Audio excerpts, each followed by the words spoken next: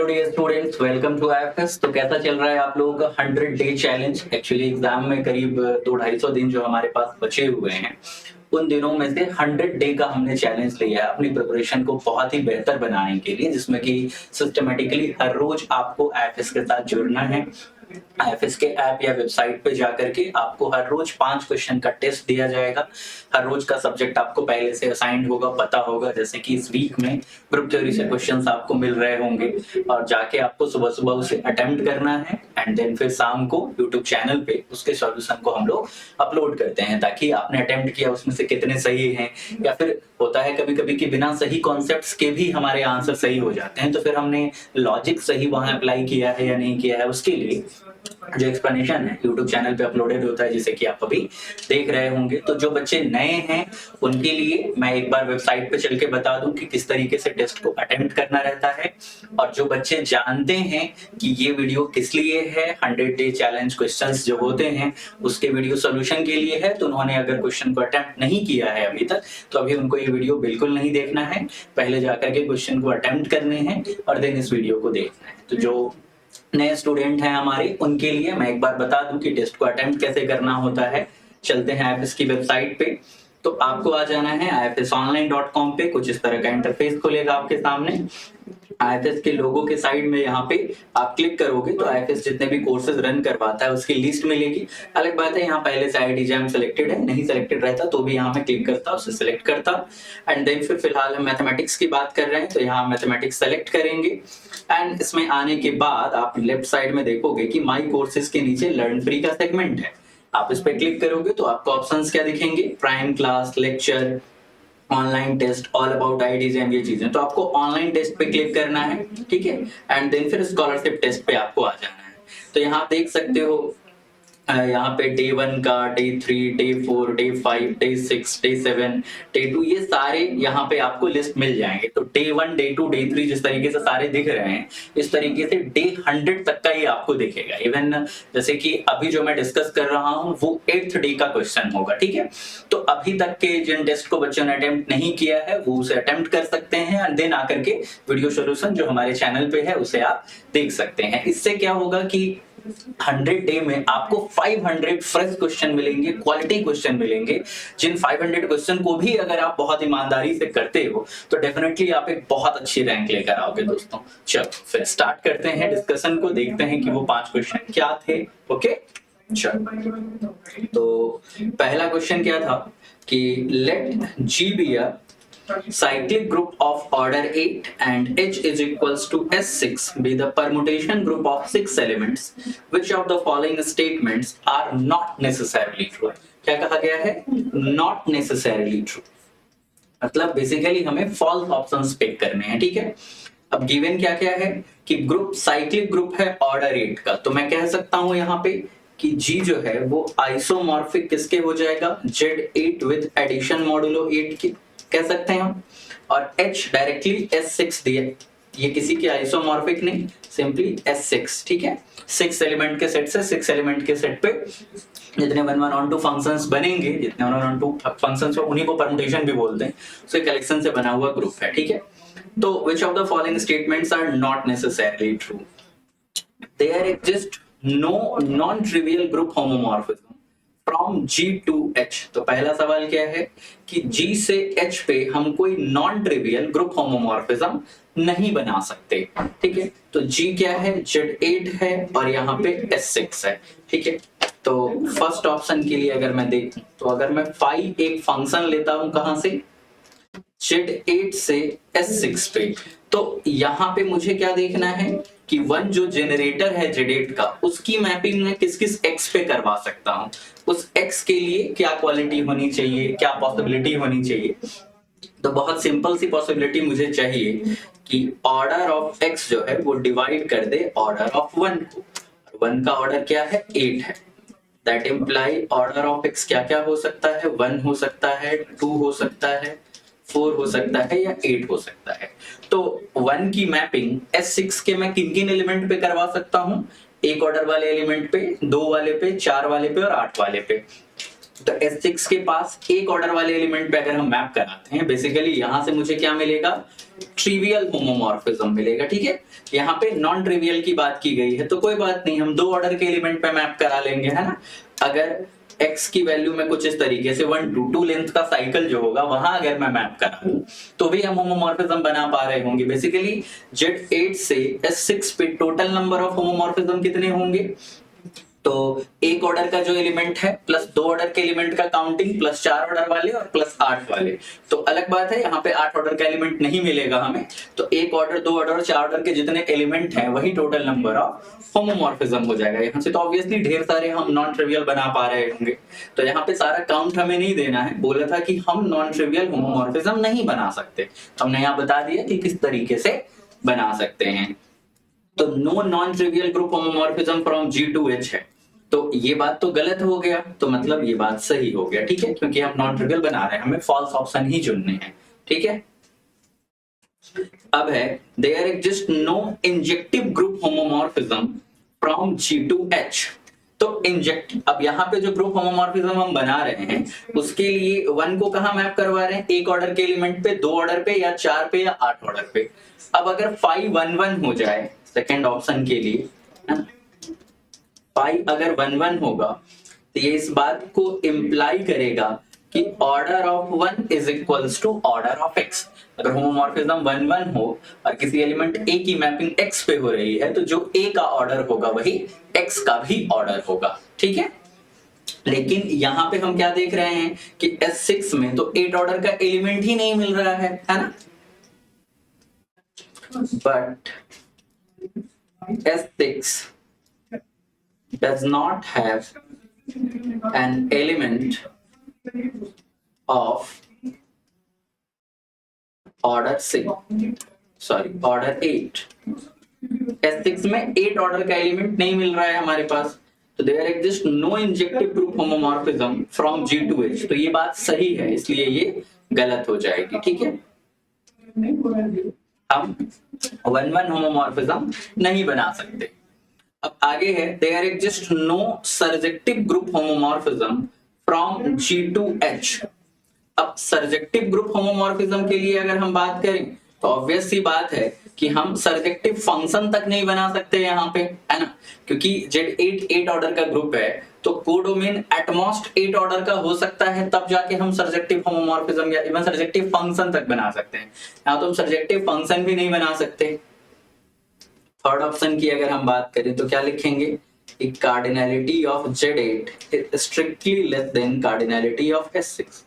That implies there does not exist any onto function from Z8 to, तो function तक नहीं होगा तो होमोमॉर्फिज्म कैसे होगा। तो कह रहा है there exist no surjective group homomorphism from G to H। तो ये बात तो सही है, तो फिर ये गलत हो जाएगी, क्योंकि जो गलत होगा वही यहाँ पे सही होना है। ठीक है, फिर there are more than 20 different group homomorphism from G to H।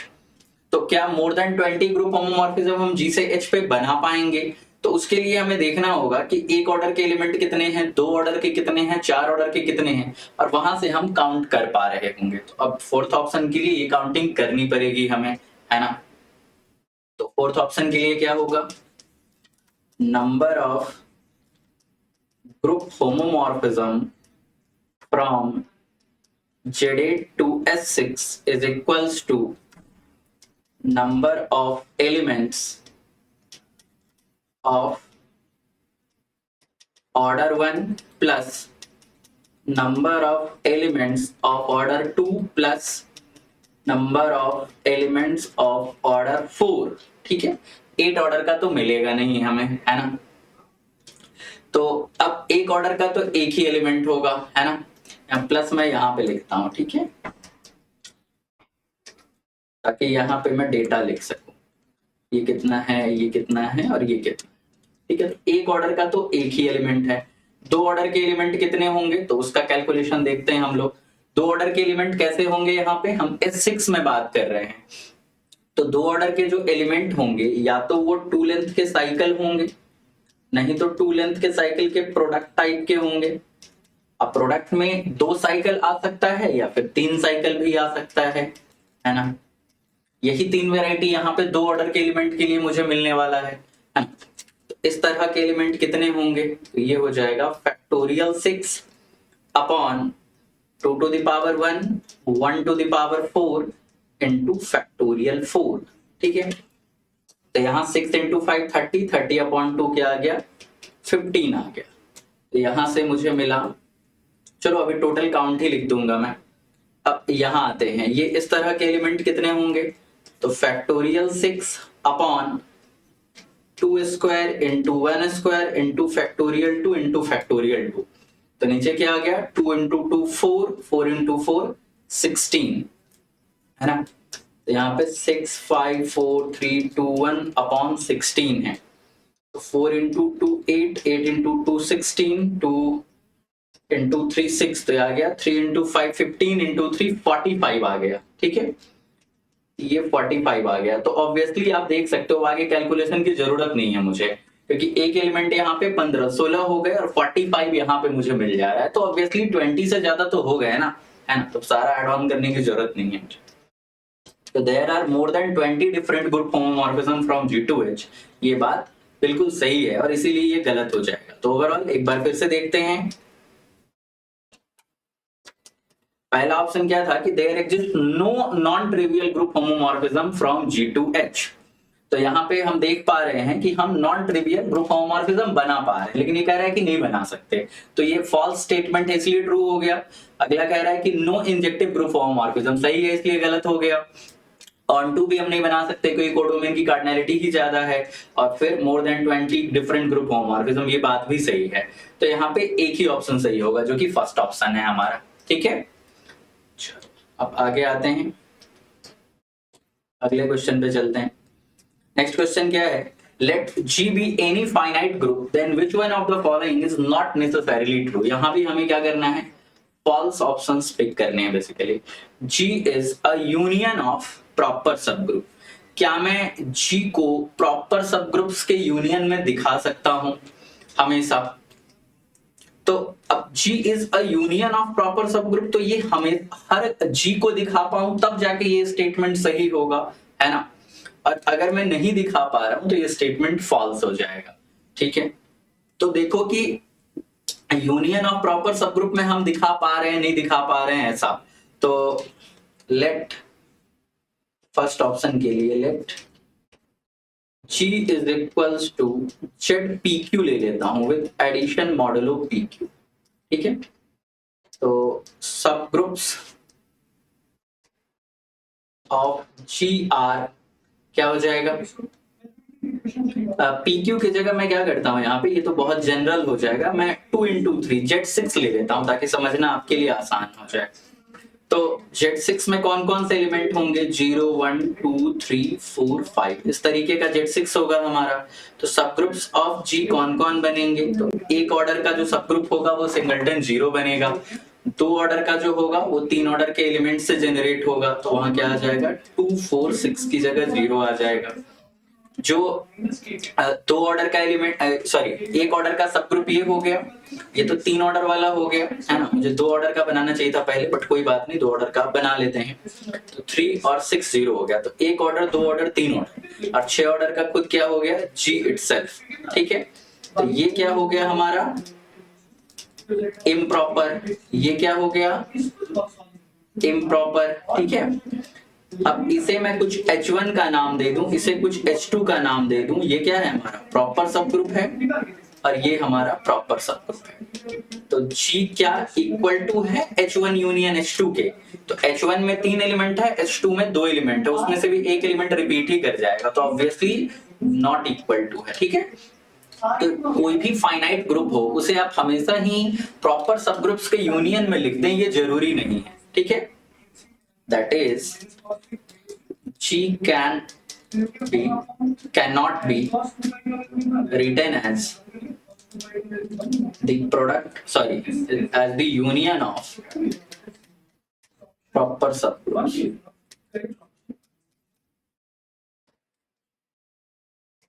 ठीक है, तो G is the union of proper subgroups, not always। तो ये false statement है, ट्रू हो जाएगा।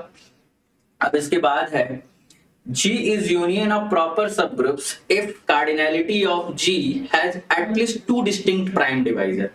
तो सेकंड ऑप्शन भी यहीं से डिस्कार्ड हो जाएगा, है ना। तो डिस्कार्ड हो गया मतलब गलत स्टेटमेंट हो गया, तो फिर ये सही हो जाएगा, है ना। क्योंकि हमने Z6 जो लिया है यहाँ 2 और 3 दो डिस्टिंक्ट प्राइम डिवाइजर तो है ही ना, लेकिन फिर भी हम इसे प्रॉपर सबग्रुप्स के यूनियन में नहीं दिखा पा रहे हैं। फॉल्स स्टेटमेंट है तो ट्रू हो गया। फिर थर्ड वन है कि if G is abelian then G is a union of proper subgroups. फिर से एक बार देखिए कि Z6 अबेलियन भी तो है, लेकिन हम इसे प्रॉपर सबग्रुप्स के यूनियन में तो बिल्कुल नहीं दिखा पा रहे हैं, है ना। तो ये स्टेटमेंट भी फॉल्स है, इसलिए ये भी ट्रू हो जाएगा। अब last one, G is a union of proper subgroups if and only if G is not cyclic। इस स्टेटमेंट को देखते हैं फोर्थ ऑप्शन के लिए। अगर G मान लीजिए नॉन साइक्लिक है, ठीक है, तो इससे क्या इंप्लाई होगा, for every A belongs to G generating set of A never equal to G होगा, है ना। That imply for every identity not equal to A belongs to G generating set of A क्या हो जाएगा, proper subgroup of G हो जाएगा। That imply G को हम हमेशा लिख सकते हैं union of generating set of A not equal to identity A belongs to G। कि जितने भी नॉन आइडेंटिटी एलिमेंट हैं वो सारे का जो जनरेटिंग सेट होगा ऑब्वियसली G के बराबर नहीं होगा, क्योंकि G नॉन साइक्लिक है, और G को अगर मैं नॉन आइडेंटिटी लेता हूं तो सिंगलटन आइडेंटिटी के बराबर भी जनरेटिंग सेट नहीं होगा। तो बेसिकली किसी भी नॉन आइडेंटिटी A के लिए जो मैं उसका जनरेटिंग सेट बनाऊंगा न ही सिंगलटन आइडेंटिटी के बराबर होगा और न ही ग्रुप इटसेल्फ के बराबर होगा, मतलब जो कुछ भी आएगा वो प्रॉपर सब ग्रुप आएगा। और हर एलिमेंट खुद के जेनेटिक सेट में तो होता ही है, तो जितने भी नॉन आइडेंटिटी एलिमेंट है उन सबका जेनेटिक सेट लिखो, यूनियन करो, बड़े आराम से हम प्रॉपर सबग्रुप्स के यूनियन में दिखा सकते हैं। तो हमने अभी क्या प्रूफ किया कि G अगर नॉन साइक्लिक है तो हम उसे हमेशा ही प्रॉपर सबग्रुप के यूनियन में दिखा सकते हैं, है ना। अब उसके कन्वर्स की बात होगी कि अगर हम G को प्रॉपर सबग्रुप्स के यूनियन में दिखा पा रहे हैं तो G डेफिनेटली क्या होगा, एक नॉन साइक्लिक ग्रुप होगा। Now, if G is equals to union of HI, I मैं कुछ 1 से लेकर K तक ले लेता हूं क्योंकि G एक फाइनाइट ग्रुप है, तो ऑब्वियसली उसके फाइनाइट नंबर ऑफ डिस्टिंक्ट सब ग्रुप्स ही हो सकते हैं, ठीक है। तो G को मैं यूनियन ऑफ HI लिखा बता दिया यहाँ पे, जहां क्या हुआ, HIs are proper subgroups of G, ठीक है। अब हमने क्या किया, HIs को G का प्रॉपर सबग्रुप लिया और हमने G को उन प्रॉपर सबग्रुप्स के यूनियन में दिखा दिया। तो हमें क्या क्लेम करना है कि G नॉन साइक्लिक होगा। अगर ऐसा हो रहा है तो G क्या होगा, नॉन साइक्लिक होगा, ठीक है। अब देखो मैं क्या करता हूं, G को साइक्लिक क्लेम करता हूं तो वहां से फिर मुझे कॉन्ट्राडिक्शन मिल जाएगा, ठीक है। तो अगर G साइक्लिक होता है, ठीक है, तो इसका मतलब there exist A belongs to G such that generating set of A G के बराबर हो जाएगा, है ना। तो दैट इंप्लाई या फिर एंड G क्या है, यूनियन ऑफ HI है ना।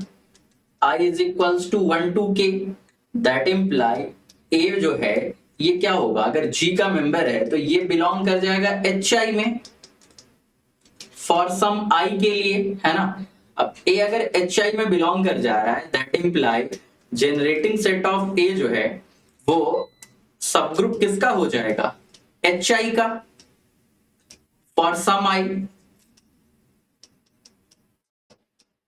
That imply generating set of A तो G के बराबर है, तो G is the subgroup of HI हो जाएगा और HI खुद सबग्रुप है G का फॉर सम I।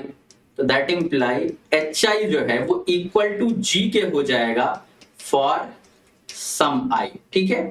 तो इसका मतलब क्या हो गया कि HI जो है नॉट प्रॉपर रह गया, क्योंकि G इटसेल्फ क्या होता है, इम्प्रॉपर सबग्रुप होता है फॉर सम I।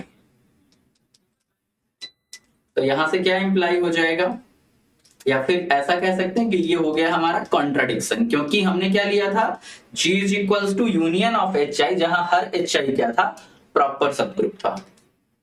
तो HI not proper for some I, तो यहां से क्या इंप्लाई हो जाएगा, G जो है ये नॉन साइक्लिक होगा, क्योंकि साइक्लिक होने पे ये सब प्रॉब्लम हुआ है ना। तो ओवरऑल हमने क्या प्रूव कर दिया कि अगर कोई फाइनाइट ग्रुप है जिसे कि आप प्रॉपर सब ग्रुप्स के यूनियन में दिखा रहे हैं, तो डेफिनेटली वो एक नॉन साइक्लिक ग्रुप होगा। ठीक है, तो ये स्टेटमेंट सही है, इसलिए ये स्टेटमेंट गलत हो गया। ठीक है, अब थर्ड क्वेश्चन क्या कह रहा है कि late G be a group of order 2021, then which of the following statements are true? G abelian है, साइक्लिक है, सिंपल है, नॉन सिंपल है, ये चीजें पूछी जा रही है। तो देखो, जब भी आप फाइनाइट ऑर्डर के ग्रुप के बारे में बात कर रहे हो, तो आपको ग्रुप के ऑर्डर का प्राइम फैक्टराइजेशन जरूर करना चाहिए, और खासतौर से तब जबकि 15-16 ऑर्डर से बड़े ऑर्डर के ग्रुप के बारे में बात की जाए, तब तो जरूर आप उसका प्राइम फैक्टराइजेशन कीजिए, उससे कई चीजें आपको क्लियर हो जाएंगी। जैसे कि यहाँ पे ग्रुप आपको कितने ऑर्डर का दिया गया है, 2021 ऑर्डर का। ठीक है, ऑर्डर ऑफ जी क्या है, 2021। ठीक, तो अगर आप इसे प्राइम फैक्टराइज करोगे तो आपको क्या मिलेगा, ये हो जाएगा 43 इंटू 47, आप मल्टीप्लाई करोगे 2021 आ जाएगा आपको। ठीक है, अब यहाँ पे आपको एक रिजल्ट पता होगा कि ऑर्डर ऑफ जी अगर P इंटू क्यू होगा, P लेस देन क्यू होगा, P and Q both prime होंगे, एंड P डिवाइड नहीं कर पा रहा है Q माइनस 1 को, तो इसका मतलब G किसके आइसोमॉर्फिक हो जाता है, ZPQ के। ठीक है, तो यहाँ पे G किसके आइसोमॉर्फिक हो जाएगा, Z 2021 के आइसोमॉर्फिक हो जाएगा, मतलब G क्या हो गया, साइक्लिक हो गया। ठीक है, अब साइक्लिक ग्रुप में अगर मैं फाइनाइट साइक्लिक ग्रुप में बात करूं, ठीक है, और non trivial finite cyclic group के बारे में बात करूं, तो वो ग्रुप सिंपल कब होता है, जबकि वो प्राइम ऑर्डर का हो, अदरवाइज प्रॉपर सब ग्रुप्स मिल जाएंगे, और अबेलियन ग्रुप में कोई भी सब ग्रुप है तो नॉर्मल ही है, तो प्रॉपर सब ग्रुप मिला मतलब प्रॉपर नॉर्मल सब ग्रुप मुझे मिल गया, तो ये कभी सिंपल नहीं हो पाएगा। अब ऑप्शंस देखते हैं, G is an abelian group, obviously cyclic है तो अबेलियन तो होगा ही, हमें ट्रू स्टेटमेंट पिक करना है। साइक्लिक ग्रुप ये भी सही है, सिंपल बिल्कुल नहीं, नॉट अ सिंपल ग्रुप सही हो जाएगा। ठीक है, अब देखते हैं फोर्थ क्वेश्चन क्या कह रहा है, let n greater than equal to 1 be a positive integer and let Sn the symmetric group on n symbols. Let delta is equals to G comma G such that G belongs to Sn. Which of the following statements are necessarily true? तो यहाँ पे मुझे correct statement देखने हैं चारों में से। First option क्या है, the map f defined from Sn cross Sn to Sn given by f of AB is equals to AB is a group homomorphism or not. तो देखो, यहाँ पे f of AB equal to AB define किया गया है, मैं properly लिखता हूं इसे। f कहां से डिफाइन किया गया है, Sn क्रॉस Sn टू, ठीक है, डिफाइन किया गया है f of AB is sorry f of A comma B is equals to AB। अब मुझे होमोमॉर्फिज्म के लिए चेक करना है, तो बाय डेफिनेशन जाते हैं, for every A1 comma B1 and A2 comma B2 belongs to G1 cross G2 f of A1 comma B1 A2 comma B2 is equals to क्या होगा, जो यहाँ पे इंटरनल जो ऑपरेशन होता है स्टार यूज कर लेते हैं, कंपोनेंट वाइज ऑपरेशन, ये क्या मिलेगा मुझे, ये मुझे मिलेगा A1 A2 comma B1 B2। ठीक है, ये चीज आ गया। अब ये किसके इक्वल हो जाएगा, A1 A2 B1 B2 के, और मुझे एक्चुअल में क्या चाहिए, f of AB is equals to AB चाहिए। तो अब ये तो हो गया कि हमने f of A1 B1 star A2 B2 की बात करी है ना, and f of A1 B1 composition ले लेते हैं, क्योंकि SN का ऑपरेशन कंपोजिशन ही होता है, A2 B2, ये क्या मिलेगा मुझे, ये मुझे मिलेगा A1 B1 A2 B2, that is F is a homomorphism from Sn cross Sn to Sn if for every A1 B1 A2 B2 belongs to Sn क्या होना चाहिए? यहाँ पे क्या मुझे मिला है? A1 A2 B1 B2 A1 A2 B1 B2 ये किसके इक्वल होना चाहिए? A1 B1 A2 B2 के। तो यहाँ पे देखो, यहाँ A1 और यहाँ B2, ठीक है, ये तो है ही। बेसिकली होना क्या चाहिए? A2 B1 equal to B1 A2, that is A2 B1 is equals to B1 A2। लेकिन ये चीज हमेशा हो ये जरूरी नहीं है ना। Sn में हर n greater than equal to 1 के लिए कोई दो एलिमेंट हमेशा कम्यूट कर जाए ये जरूरी नहीं है। आप सिंपल n की वैल्यू 3 ले सकते हो और वहां से आप काउंटर एग्जांपल दिखा सकते हो, है ना, कि हमेशा दो एलिमेंट आपस में कम्यूट ही कर जाए ये जरूरी नहीं है। तो मतलब ये जो f है need not be a homomorphism, है ना, but it is not always true.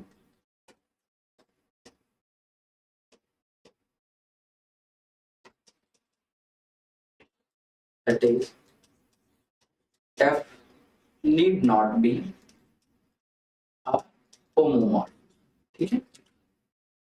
First option जो है कि मैपिंग एक ग्रुप होमोमॉर्फिज्म बनाएगा ये जरूरी नहीं है, और हमें ट्रू स्टेटमेंट पिक करना था तो ये फॉल्स हो गया। फिर कह रहा है डेल्टा सब ग्रुप होगा, फिर आगे डेल्टा ही के बारे में कह रहा है कि डेल्टा नॉर्मल सब ग्रुप होगा, और फिर आगे डेल्टा के बारे में कुछ कंडीशन इंपोज करके कहा जा रहा है कि n अगर प्राइम नंबर हो जाए तो डेल्टा नॉर्मल सब ग्रुप हो जाएगा। किसका? Sn क्रॉस Sn का। तो देखते हैं 2 3 4 तीनों के लिए, क्योंकि नॉर्मल सब ग्रुप के लिए पहले हमें सब ग्रुप तो देखना ही है ना।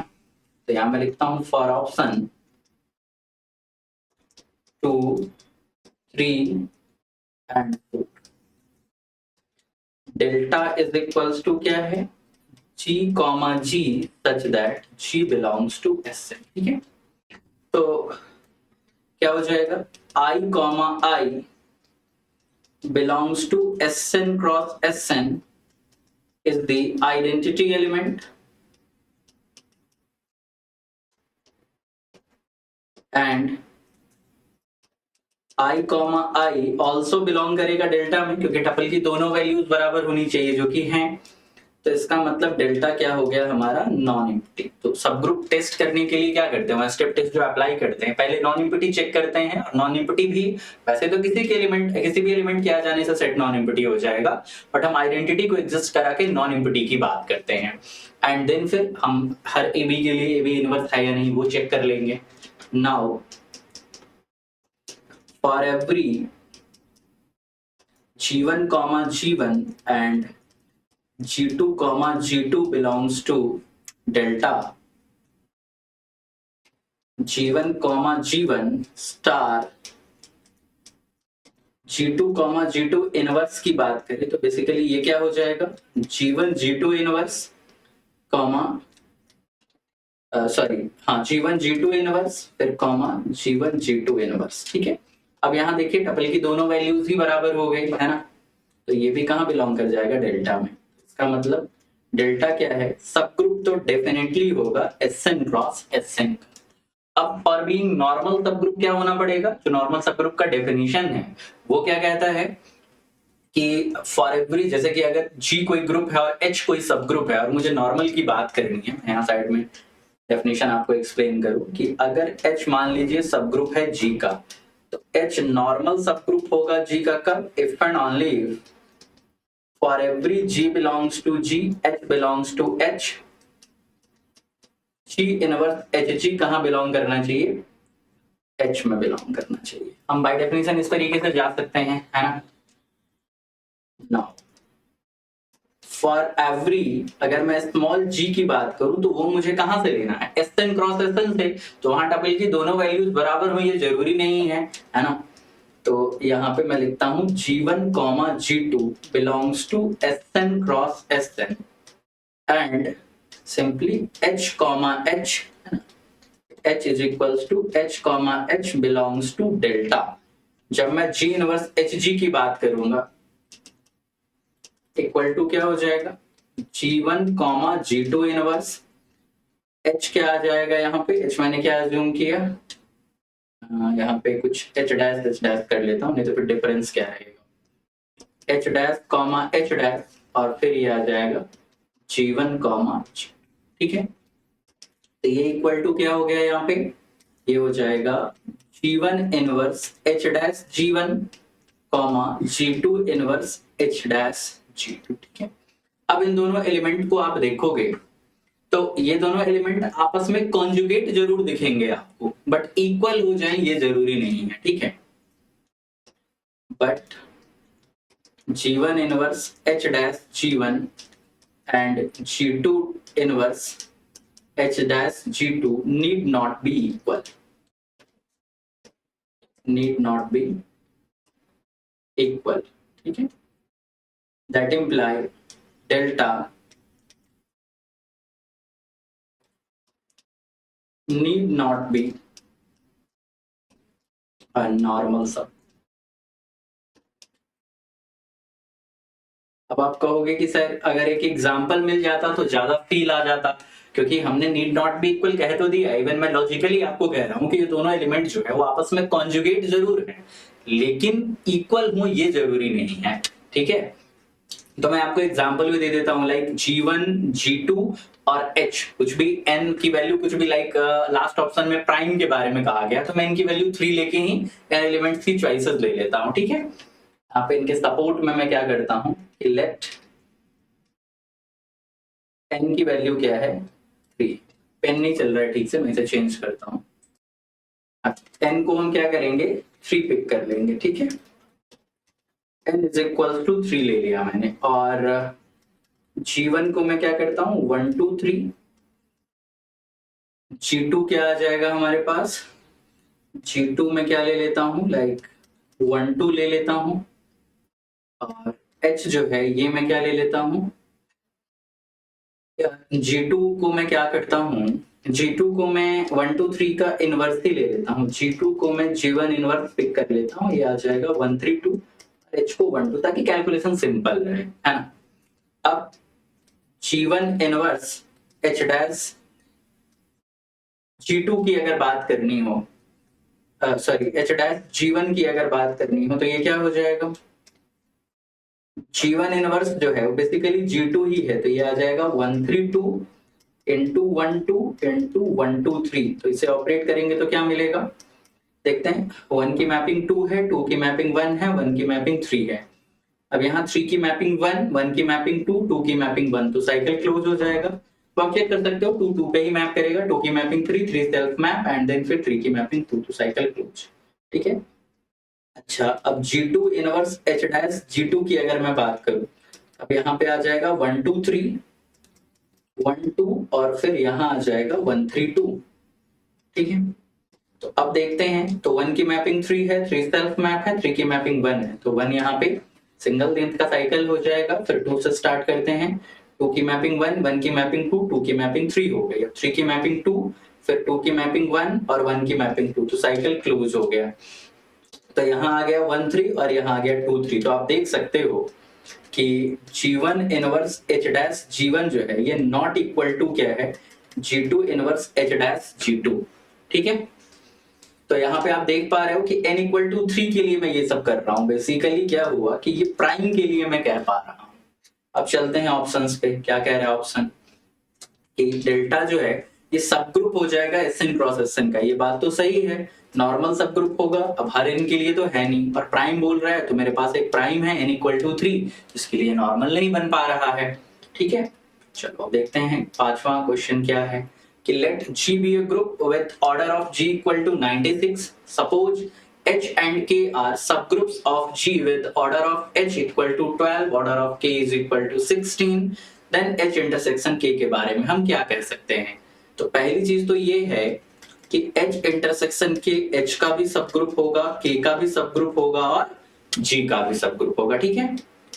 That is order of H intersection K किसे डिवाइड करेगा, ऑर्डर ऑफ H को भी डिवाइड करेगा, ऑर्डर ऑफ K को भी डिवाइड करेगा, ठीक, इवन ऑर्डर ऑफ G को भी डिवाइड करेगा।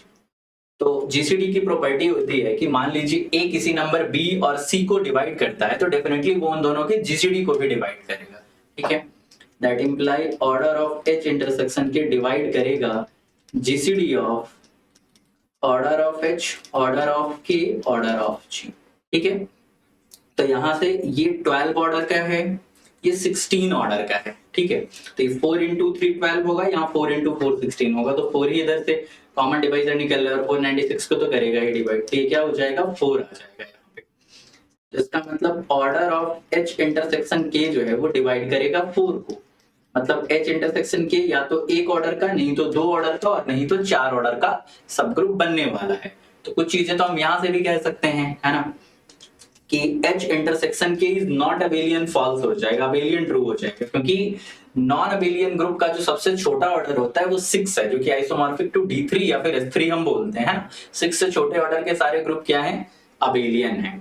तो H इंटरसेक्शन के अबेलियन तो हो गया, अब ये ट्रिवियल होगा या फिर नॉन ट्रिवियल होगा, ये हमें चेकआउट करना है। तो कार्डिनैलिटी ऑफ H के क्या होता है, order of H into order of K whole upon order of H intersection K. तो ऑर्डर ऑफ एच क्या है मेरे पास 12 है, और इंटू ऑर्डर ऑफ के 16 है, और अपॉन में एच इंटरसेक्शन के अगर मैं ट्रिवियल लेता हूं, मतलब मैं ये एक केस लेता हूं इफ एच इंटरसेक्शन के इज इक्वल्स टू ट्रिवियल। ठीक है, तो फिर ये हो जाएगा 1 ऑर्डर का। तो ये 16 इंटू 12, 16 इंटू 2 32, कैरी 3, 16 3 19, ये क्या आ गया 192, जो कि ग्रेटर देन ऑर्डर ऑफ जी हो, वो कॉन्ट्राडिक्शन हो गया। एच के क्या होगा, हमेशा सबसेट होने वाला है जी का। तो एच इंटरसेक्शन के हम ट्रिवियल तो नहीं ले सकते, इस बात की गारंटी हो गई, तो फिर क्या हो जाएगा, ये नॉन ट्रिवियल हो जाएगा, फर्स्ट ऑप्शन फॉल्स हो जाएगा। तो ओवरऑल ये थे हमारे 5 क्वेश्चन जो कि आपको 100 डे चैलेंज के 8th डे पे दिए गए थे। इसी तरह से 9 डे पे भी आपको क्वेश्चन मिल गए होंगे, आपको जाना है उसको ट्राई करना है, और जिस प्रोसीजर से मैंने बताया है ट्राई करने के बाद फिर हमारे यूट्यूब चैनल पे आकर के उसके डिस्कशन को देखना है और फिर समझना है कि कहाँ आपसे अगर कोई गलती हुई है तो वो हो गई। ठीक है, thank you and best of luck for your further examinations.